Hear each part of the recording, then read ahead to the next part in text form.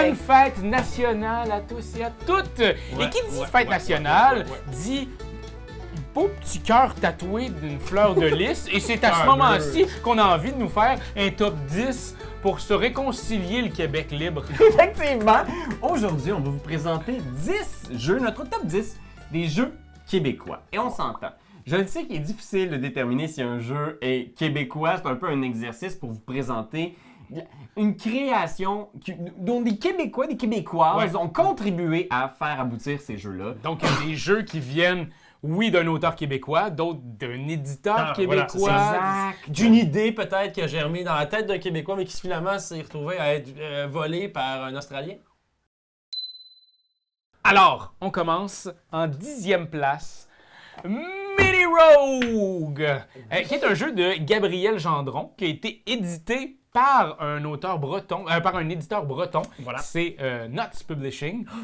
Et c'est un jeu qui, moi, j'aime ça, des jeux solo, vous le savez. Oui. Et ici, là, c'est vraiment chouette. On va passer à travers des donjons avec des méchants, puis on va pouvoir se battre avec des dés, puis on va accumuler des dés, on va pouvoir en payer, on va pouvoir en avoir de plus en plus, on va avoir des potions. On a vraiment tout ce dont on aime dans les rogues. Alors, c'est un 3 par 3, puis on va choisir qu'est-ce qu'on veut aller explorer.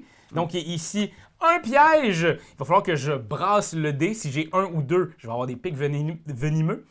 3, 4, c'est un plancher piégé. Et sinon, 5, 6, c'est un trou béant. Et chacun a des conséquences. Après ça, je réussis, je passe au travers, je suis pas mort. Je continue. Puis là, un autre piège! Fait que, il y a des trucs comme ça un peu partout. Ici, il y a un abri abandonné qui va peut-être nous donner plus de XP, des trucs pour combattre. C'est vraiment chouette. Avec les petites extensions, présentement, il y a 4 personnages, puis il y en avait d'autres aussi. Et ça s'en vient en financement participatif pour la suite. Le Mini Rogue va comme avoir une deuxième épopée. C'est un jeu qui est très injuste, minimaliste, dans le sens qu'il est facile de mourir et de se retrouver, mais c'est le genre de jeu qui se repart rapidement. Parce qu'il y a vraiment l'esprit du rogue old school. Où est-ce que, bonne chance, croise les doigts, rends-toi plus loin que ta dernière avancée. On parle souvent du Québec comme étant la plaque tournante du jeu vidéo, là, avec les Ubisoft de ce monde et toutes les autres petites boîtes indépendantes. Mais Gabriel, c'est un créateur de jeux vidéo. Ouais. En 9e place, un jeu du Randolph, Littoral, un jeu Brian Bourgogne. Tu sais, le littoral, là, imaginons la plage de Verdun, tu sais, avec ses crabes, ses mouettes. Mais ça nous fait penser aussi à Wajdi-Mouawa, oui, les grandes œuvres du répertoire québécois. Voilà. Encore là, est-ce que c'est un répertoire québécois? C'est une adaptation en jeu de société. C'est un jeu de pige. Oui, exact. Un jeu de pige avec des petits jetons comme ça en bois qui a deux côtés. Hein, on peut toujours regarder les deux côtés puis choisir. Exact, lequel t'appliques. Fait qu'après ça, c'est que tu as toujours des choix qui, bien entendu, vont influer un choix à l'autre. Comme ici, je pourrais aller chercher des coquillages. Mais ici, dans la mer, il n'y en a pas. Ou je peux faire un abri pour les crabes. Il n'y a pas de crabes, mais mon deuxième abri de crabes, je pourrais en prendre un. Ouais. Et on continue, on se la passe jusqu'à temps que ça soit terminé. Puis à la toute fin, ça, c'est ce que je trouve clever. Et ça, c'est ce que j'aime jouer avec ma fille. Ouais. C'est qu'à la fin, on n'a pas besoin de compter. On fait juste regarder c'est laquelle des piles qui est la plus haute. Alors là, ici, ben, on voit que c'est moi qui ai gagné. Benjamin, il y avait juste un isopode au centre. Ça n'avait pas de bon sens. On appelle ça un isopode, hein, c'est vrai. Ouais. Ouais, c'est ça qui est. C'est donc un jeu tout simple où vous appliquez à chaque fois l'effet. Il y a un petit goût de stop ou encore, de push your luck. Parce que parfois, on va sortir des ressources ou des effets cool, mais c'est comme... Je pense que je pourrais aller chercher plus de crabes pour que quand je vais choisir l'action qui me permet de récolter les crabes, ben j'ai un plus gros profit. C'est ça. C'est excitant, mais en même temps, ça reste super simple. Oui, construction de machine. Fait que c'est accessible pour toute la famille, tous les lieux. Puis c'est un jeu, c'est ça qui s'amène partout. Le sac est étanche, les pièces le sont aussi, ce qui fait en sorte qu'on pourrait jouer. C'est fait pour jouer sur le bord d'un littoral. Moi, j'enlèverais ça, mettrais mon maillot de bain là-dedans. 8e position! Des papiers! Un jeu de chez Locomuse. C'est un jeu avec 3 auteurs, c'est à 3 têtes. Donc, Antoine Lefebvre, Benjamin Gauthier et Olivier Lamontagne, qui ont créé des jeux de roll and write. C'est malade! Toi, t'aimes ça. Des Moi, roll j'aime and ça. write, j'adore. Puis, moins vous autres. Mais c'est vrai que c'est peut-être pas votre bague. Mais ça reste que c'est 3 jeux complètement différents les uns des autres. Il est où l'autre? Ah, il est là. Là, on va essayer de se bouffer en essayant de se bloquer et essayer de trouver des trucs. Ici, c'est comme plein de mini-games pour faire des points de victoire. Là, ici, on va devoir... vider notre frigo. Ben non, mais c'est parce que c'est un comment on appelle ça, là, les chars? Un food truck, merci Marc-Antoine. Fait qu'on a notre food truck, on va devoir créer des recettes avec des ingrédients. Puis dans le fond, on va trouver peut-être du lait, mais avec le lait, on va pouvoir faire du beurre. Ouais. Du lait et du sel va nous faire du beurre, etc. Et avec ça, on va pouvoir faire des recettes. C'est vraiment bien pensé. C'est 3 jeux qui sont aussi chouettes les uns que les autres. Je trouve ça vraiment cool. L'option solo aussi qui est possible avec ces jeux. Sur 2 des 3. Sur 2 des 3. Je trouve que ça a été fait avec amour. L'esthétique fonctionne super bien dans chacun des jeux. Ça donne quelque chose de complètement différent l'un l'autre. Puis ça, c'est complètement québécois. On parle autant d'une jeune boîte d'édition québécoise, de 3 auteurs québécois. Alors, on y va en 7e position avec Roll and Bump, un jeu de chez Boom Édition, qui est une compagnie québécoise, Boom Édition.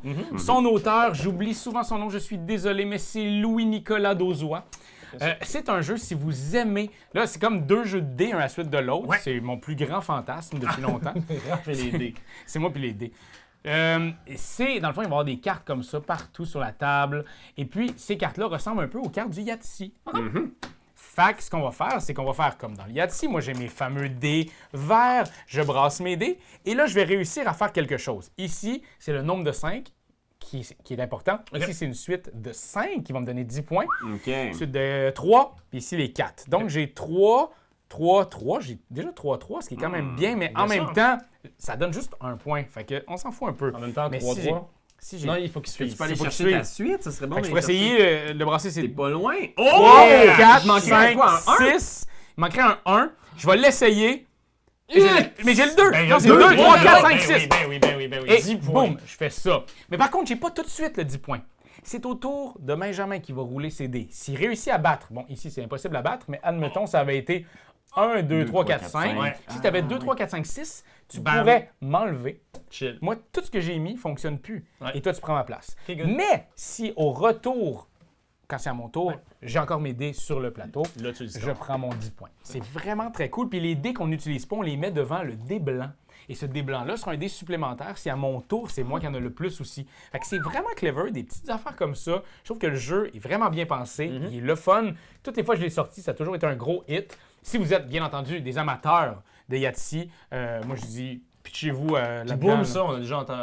Il y a plusieurs Boom, jeux. c'est eux qui avaient fait Taxi aussi. En 6e position! Atlantide! Finding Atlantis. Oui, voilà, parce que, bon, on pourrait le dire en français, trouve l'Atlantide, quoi, bien sûr. Exactement, mais c'est un jeu de chez Synapse Games, qui est dans le fond aussi créé par Andreas Wild. C'est un jeu... Un jeu de déduction, en fait. Donc, c'est un jeu dans lequel on va devoir trouver des artefacts pour faire des points et l'Atlantide perdue. Voilà. Ce qui est intéressant, c'est que ça se joue avec une application. Avec un téléphone, les chers amis. Ouais. Juste ici. Fait que vous voyez le téléphone que là, c'est une application, en fait, qui est très, très, très haute. Parce que quand je fais une action, admettons, je fais cette action-ci, parce qu'il faut que je fasse les bleus, Ben, je suis désolé. Je fais celle-là, bim! Maintenant, je vois qu'autour de mon personnage, qui était ici, c'est que de la roche. Donc, il faut savoir, c'est ça, effectivement, que vous avez vous-même, on a chacun ici un paravent qui va camoufler la position de notre submersible. Et au fil de la partie, donc, on va devoir jouer les cartes de notre main avec l'application pour découvrir ce qu'il y a autour de nous. Ouais. Ces informations-là sont partagées aux autres joueurs autour de la table, mais ils ne savent pas où se trouve notre sous-marin. Puis l'affaire, c'est qu'une fois que tu utilises tes cartes, ben, tu peux plus les reprendre à moins de faire surface. Quand tu fais surface, tu révèles ta position à tous les autres joueurs autour de la table. Voilà. Ça demande donc une immense mémoire de la part des autres joueurs de se rappeler quels ont été tes derniers, de ce que tu as vu, qu'est-ce que tu as trouvé, qu'est-ce que tu as trouvé. Oui, exact. Puis si tu trouves quelque chose, ben moi, si je vais à l'endroit où tu as été puis tu as trouvé quelque chose qui n'était pas l'Atlantide, une partie de l'Atlantide, ben ça devient un monstre. Il y a une game solo aussi de ce jeu-là, donc on peut jouer en solo, fonctionne super bien. J'ai joué plusieurs fois, c'est très très chouette. Et ce qui est très important à dire, c'est qu'il y a beaucoup de jeux de ce genre qui donnent la promesse que, pas besoin de lire les règles, tu peux y jouer. Ouais. Ici, la règle est respectée. Et c'est ce qui a fait que Marc-Antoine... c'est que l'application, en fait, te guide. L'application te guide de telle façon qu'il est vraiment facile d'apprendre à jouer. En 5e position, Top 10, on en a parlé souvent sur la chaîne. C'est un jeu qu'on affectionne particulièrement d'Aurélien Picolet, un ami français. Mais cette édition québécoise-là a été travaillée de nos mains, à Marc-Antoine et moi. Et tu gagnes, c'est pour ça qu'on est sur la boîte. On le met pas parce que c'est nous, c'est vraiment un gros coup de cœur de jeu. C'est mécanique, là. La mécanique est très très cool. Puis bon, c'est bien entendu, c'est ça, c'est que le jeu, c'est pas juste une édition québécoise. On a changé quelques questions, on a changé 90% du jeu. Le matériel est vraiment questions. Purement des référents québécois. Là. Voilà. Fait qu'on est là puis on s'adresse à vous, Internet. Ça, c'est vrai que c'est winner, surtout dans des jeux de party de même, où, pour ceux qui connaissent pas Top 10, on reçoit une carte de 1 à 10. On reçoit ensuite une proposition. Fait que ça peut être n'importe quel genre de situation. Du genre, là, je veux pas citer des affaires québécoises. Mettons, tu trouves quelque chose dans ta poutine. Vas-y. Qu'est-ce qui te fâche le plus? Bon, OK. Carmen Campagne est de retour avec un nouveau hit. Fait que là, comment est-ce que tu Quel est le titre de cette chanson de Je saigne les oreilles le plus bas à Elle va gagner tous les prix à la disque le plus haut? Fait que si t'as 10, faut que tu essaies de trouver le titre le plus cool, inimaginable de Carmen Campagne. Mais si quelqu'un a déjà sorti quelque chose d'incroyable, de genre Les larmes de la vache me font penser au spectre de Gilles Vigneault. Ça, c'est incroyable, ça. Ça, mettons, c'est 9. Puis là, t'es comme, oh mon Dieu, mais moi, j'ai 10. Faut que je top ça, tu sais. C'est un jeu d'indices, de déduction, de party, de niaisage. C'est ça. Puis ce qui est cool, c'est que c'est le genre de jeu où on n'a pas une ordre préétablie, c'est pas de gauche à droite autour de la table, c'est quand on le sent. Donc, ta stratégie pourrait être d'attendre si j'ai un 10 parce que quelqu'un a mis quelque chose à 9 de vraiment cool, puis là, lui, il faut qu'il... Fait qu'il y a de la stratégie, c'est un jeu coopératif. D'exagération aussi, c'est une mécanique comique genre insane. 4e position! Gold Oblivion! Comme un Oblivion, mais avec de l'argent. Exactement. Exact. Mais tu sais, ça vient en fait d'une série de jeux qui ont été créés par Jean-François Gauthier, qui est vraiment un passionné. Tu sais, c'est un gars, c'est un one-man army qui fait absolument tout. Fait que c'est impressionnant de voir aller, surtout que les jeux ont connu un bon succès. Super, ouais. Puis il y a Goblivion, qui était son premier titre, qui est un tower defense très efficace. Dino Oblivion, le deuxième, qui était dans l'univers préhistorique. Puis là, Goldblivion utilise quand même un peu l'esprit de cet univers-là, mais dans un jeu de deck building.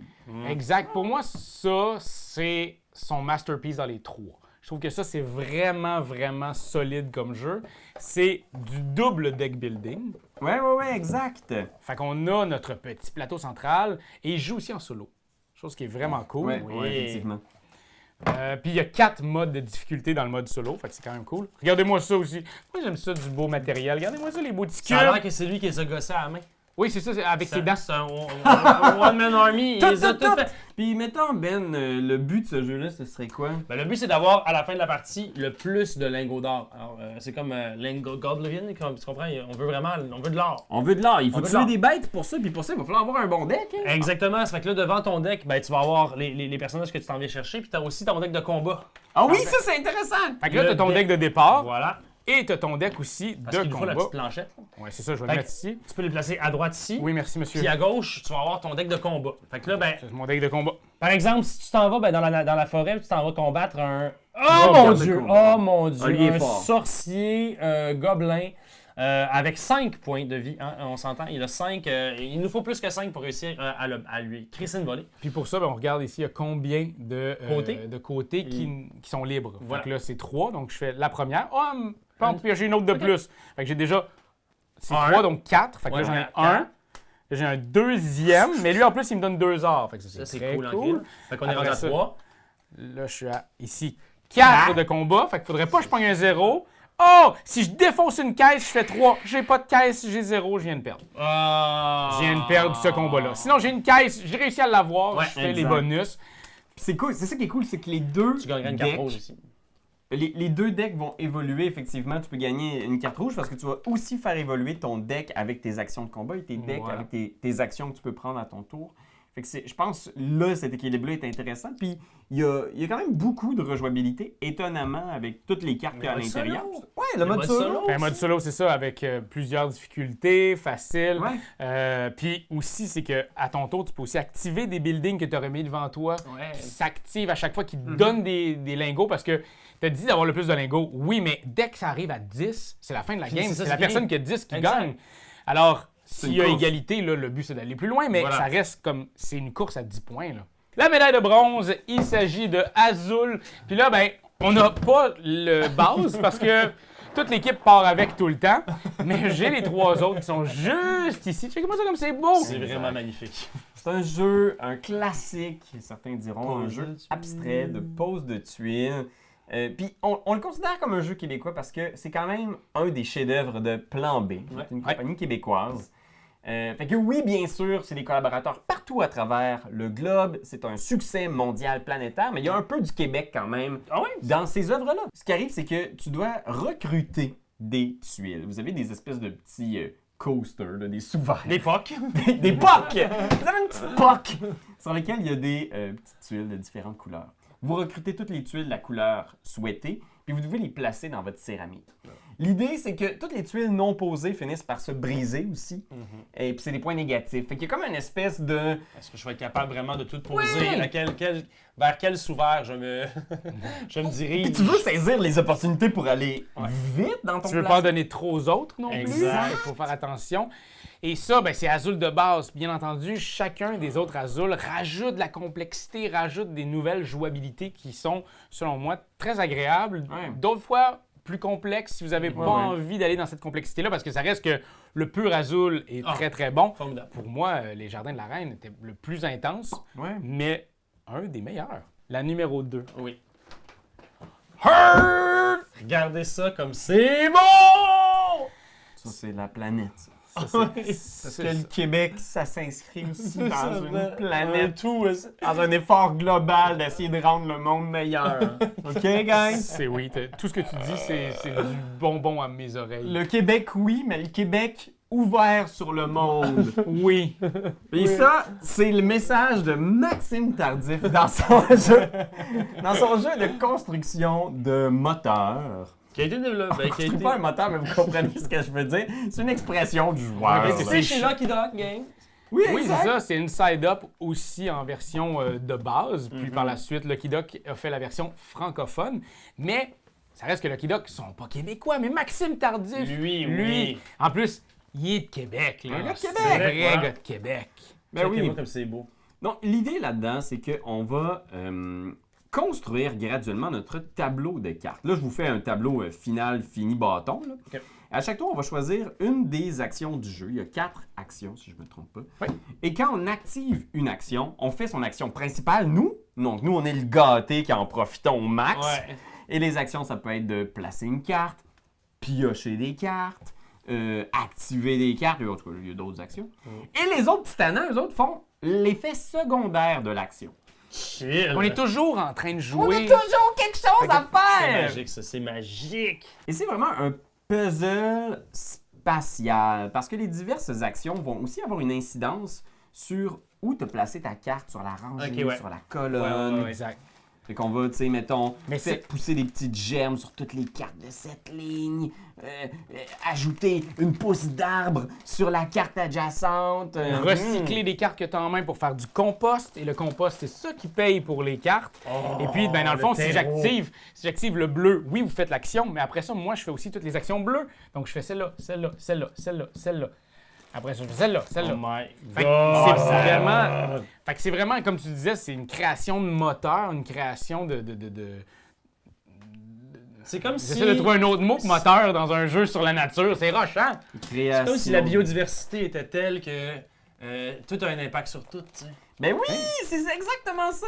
Puis c'est ça qui est beau, finalement, dans le jeu, c'est que Comme Comme le Québec. Comme le Québec. Comme le C'est Québec. beau, le Québec. c'est beau parce qu'on a C'est toute beau. une interaction les uns sur les autres. Ah ouais, dès que je bouge, je sens que comme j'ai une interaction. Oh. Top 1! La médaille d'or est donnée à Décrypto! Parce que, my God, check ça le podium, toi. C'est un auteur Keb Thomas d'Argent l'Espérance. avec une boîte d'édition québécoise. Le Scorpion masqué. C'est malade! Ouais. Vraiment, c'est un jeu, pour moi, c'est un immense coup de cœur et encore à ce jour, ça fait plusieurs années que ce jeu-là est sorti encore une fois. Si j'ai un jeu à proposer à une table qui a envie de jouer en gang et de s'affronter, deux teams qui s'affrontent, c'est des cryptos que je vais proposer. C'est vraiment un excellent jeu. Ouais. Puis c'est ça, le défi des cryptos, je trouve que ça a toujours été de l'expliquer. C'est sûr, c'est Une sûr. fois que tu comprends comment ça marche, c'est vraiment un des meilleurs jeux Ouais. d'indices par équipe qui existent. Ouais, parce que dès que Décrypto est sorti, on a vu, je pense, une pléthore de jeux qui s'adonnaient finalement à être un peu dans cette espèce de thématique où ça devenait un peu compliqué à expliquer des jeux comme ça, mais check comment c'est. Ah, mais le évidemment. design, l'édition! Parce que, je veux dire, il y a clairement un gadget qui te donne à comprendre comment le jeu peut se jouer. Les cartes ici ne peuvent être lues que dans l'espèce de la petite vitrine rouge. Alors là, on voit les mots apparaître tout à coup. On a billes, souvenirs, citoyen et triangle. Mais ça, c'est juste nous qui le savons. Exact. Notre équipe de notre côté. Et le but, c'est de donner des mots à son coéquipier pour faire comprendre comment dire, la combinaison. Parce qu'on va piocher une combinaison comme ici, 3-4-1. Il y a juste moi qui le sais dans mon équipe. On est tous les trois ensemble. Il y a juste moi qui sais 3-4-1. Je ne l'aurais pas dit. 3, c'est citoyen. C'est 3 et 4? Ouais. 3, citoyen, 1, bille et 4, triangle. Donc moi, il faut que je dise 3 mots pour leur faire deviner ça dans l'ordre. Donc je pourrais dire rue, je pourrais dire enfance et mathématiques. Et de l'autre côté, pendant ce temps-là, l'équipe adverse va écouter, mais ils ont juste une partie du puzzle.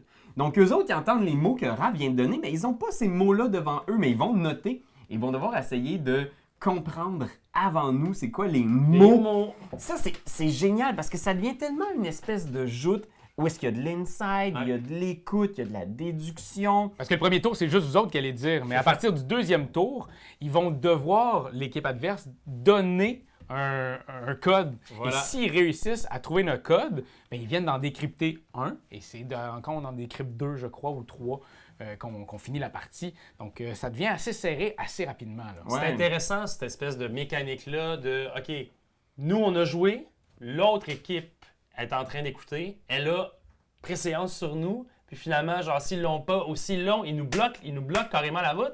Puis finalement, à l'inverse, s'ils l'ont pas, ben là, c'est à nous de pouvoir réussir à faire des points. C'est quand même vraiment cool, ça. C'est un jeu hyper clever. Il est sorti en 20 langues. Dès que le jeu est sorti dans des pays à travers le monde. C'est assez impressionnant. C'est un success story des cryptos. Je trouve ça incroyable. Et l'auteur a aussi quand même, encore une fois, quelques jeux à son actif aussi. Ouais, il y a World Traveler qu'on a joué récemment, qui s'en vient, qui est super bon. Son jeu d'avion. Son jeu d'avion. Il ne faut pas oublier son jeu d'avion. Son jeu d'avion. Oublions-le pas. Puis tu sais, Scorpion Masqué, aussi comme maison d'édition québécoise, je pense que ça vaut la peine d'apprécier le succès que ça représente. Ouais. Ils font tellement du beau matériel. Puis là, on a fait le choix de mettre des cryptos dans le top, mais il y avait plein de jeux de Scorpion Masqué qu'on avait envie de mettre. Exact. Dont le fameux flashback de Marc-Antoine Doyon qu'on est tout le temps en train de parler. Mais Sky Team qui est super bon, un beau jeu à 2. Il y a comme plein de jeux du Scorpion qui sont super bons. Des jeux pour enfants aussi. Oui. Mot pour mot, c'est bon aussi. Mot pour mot, c'est vraiment le fun. Les recettes pompettes étaient... Mais regardez ça, toutes les compagnies qu'on vous a proposées aujourd'hui, les auteurs de jeux québécois, c'est cool de pouvoir s'encourager entre Québécois. Vous pouvez aller voir aussi des chaînes ludiques québécoises. Il y en a plein. Allez voir tout ça. L'univers ludique québécois est foisonnant. Puis vous, gamers, quels sont les jeux québécois qui vous ont marqué ou des boîtes d'édition québécoises? On veut vous entendre. Émerlaeus! Gangster! Fait que c'est tous des jeux qu'on veut vous entendre, on veut vous lire, puis on veut qu'ensemble, on en fasse un pays ludique. Le Québec, un ludique. Le Québec, un ludique. Like commentez. C'est juste ça qu'on te demande! Comment? T'as aimé le vidéo? Il y en a plein ici qui pourraient être trop cool! Abonne-toi! Like donc! Puis vas-y, donne des commentaires! On en veut des tonnes! Tu veux devenir mon patron? Va sur Patreon! Va sur Patreon! Hey!